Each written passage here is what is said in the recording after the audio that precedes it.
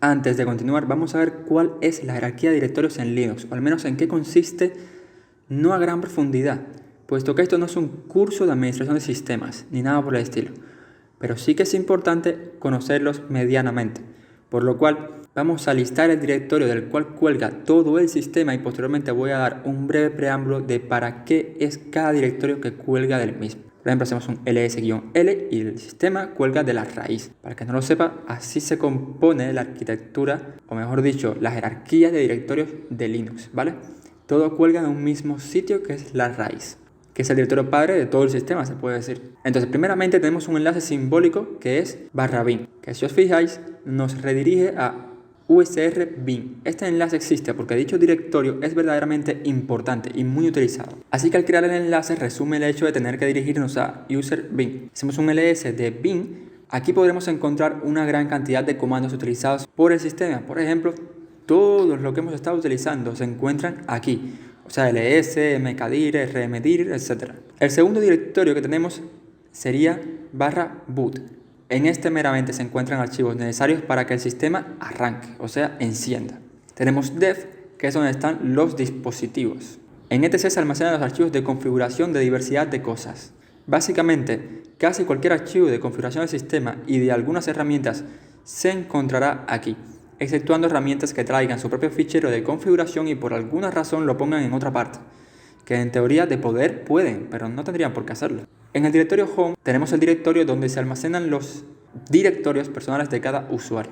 Por ejemplo, aquí podéis encontrar tu directorio personal de usuario y si hubieran más usuarios en el sistema, seguramente, o sea, por defecto, encontrarías sus directorios personales aquí. Lo que es lib, lib32, lib64 y lib por32 básicamente son directorios que se utilizan para las librerías del sistema, o sea, de comandos del sistema, que fijaos que en concreto son enlaces simbólicos, cuyos directorios verdaderamente se encuentran dentro del directorio usr. Aquí, para el que no se sienta familiarizado con ningún lenguaje de programación, quiero decirle que son muy escasos, por no decir nulos, en los que un programador no utiliza una librería para crear su programa. Pero bueno, ¿qué es una librería?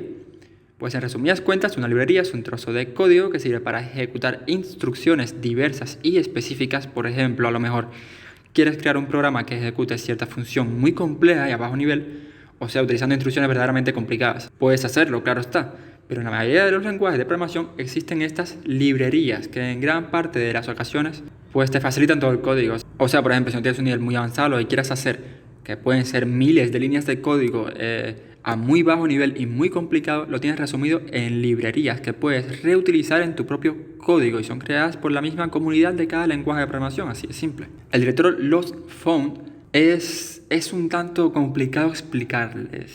Orientando las ideas, creo que el mejor ejemplo para daros la funcionalidad de este fichero, bueno, de este directorio, disculpa, es que te pongas en el escenario en que por ejemplo, imagínate que estás trabajando tranquilamente en tu curso de Bash Scripting, creando tu temario en un documento y de repente se va la luz.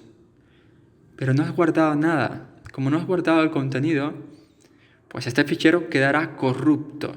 Entonces es enviado a lost_found, que es donde se almacena ese tipo de archivos para posteriormente intentar recuperar algo de los datos que se perdieron, aunque quizás en algunos que otros casos sea irrecuperable, lamentablemente. El directorio media es donde básicamente se guarda cualquier dispositivo de almacenamiento que introduzcas en tu ordenador, un dispositivo USB, por ejemplo, un disco duro externo, etc. En MNT se montan temporalmente sistemas de ficheros. Esto probablemente no lo veamos en el curso, aunque quizás sí que incorpora algún capítulo para conocerlo. No entra en la temática de Bash Scripting y es poco probable que decida hacerlo. En OPT se instalan, ¿cómo decirlo?, paquetes distintos. Por ejemplo, Linux tiene un esquema de comportamiento, no lo sé. Pero Linux es open source y es basado y orientado al código abierto, a la libertad de modificar cualquier tipo de código. O sea, quien creó Linux, o bueno, el kernel de Linux, o sea, Linus Torvald, es una persona que cree firmemente en la libertad del código y considera que eso es positivo, que el código sea libre, sea abierto, que cualquiera pueda modificarlo y retocarlo, porque por supuesto, solo así, o bueno, así se puede ir perfeccionando cada día más y más. Si se encuentra cerrado, nadie puede hacerlo, nadie puede perfeccionarlo más que los dueños del código. Entonces, con ese estereotipo se ha creado Linux y la mayoría de las cosas que lo conforman. Pues en UPT básicamente están los archivos rechazados. O sea, es un decir mío. Pero me refiero a los archivos de código cerrado, como puede ser, no lo sé, Chrome quizás, por ejemplo. Y cualquier otro tipo de archivo que descargues en tu sistema y sea de código cerrado, no abierto. Que hay pocos, pero sí, para Linux también hay. El directorio pro o pros, aquí se puede encontrar información del sistema, ¿vale? O sea, de procesos del sistema, de trabajos y cosas por el estilo. El directorio root ya sabéis que es el directorio personal del superusuario root. En room se almacenan archivos temporales de aplicaciones que se encuentren corriendo.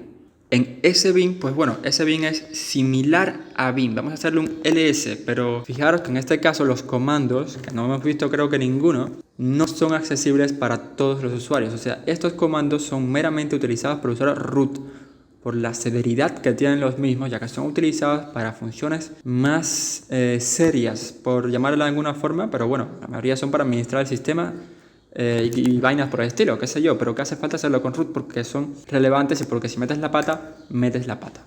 SRV es utilizado para almacenar servicios de tu sistema. Por ejemplo, si tienes una página web, varios datos podrían almacenarse aquí. Incluso podrías almacenar la página web completa. Pero bueno, no es que naturalmente se almacenen ahí las páginas web. Así que quítate esa idea de la cabeza. En sys, básicamente hay cosas del sistema.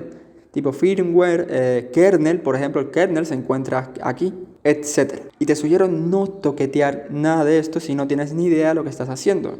TMP lo que hace es almacenar información de manera temporal. Por ejemplo, nosotros mismos podemos guardar cualquier cosa en dicho directorio. Pero bueno, todo lo que tengamos en ese directorio es temporal. O sea, que no se va a almacenar para siempre, sino que se eliminará, ¿vale?